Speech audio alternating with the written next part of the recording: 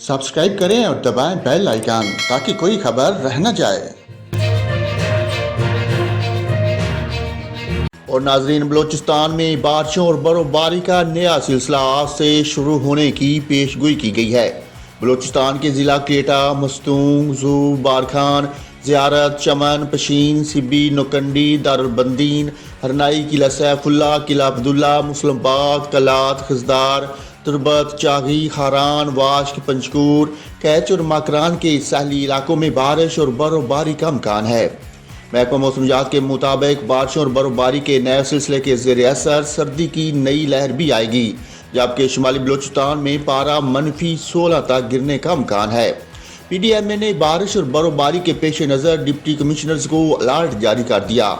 Heavy machinery कौमी शहरों पर पहुंचा दी गई, जबकि शहरियों को आइंदा 2 रोज तक गैर ज़रूरी सफ़र से गुरेज का मशवरा दिया गया।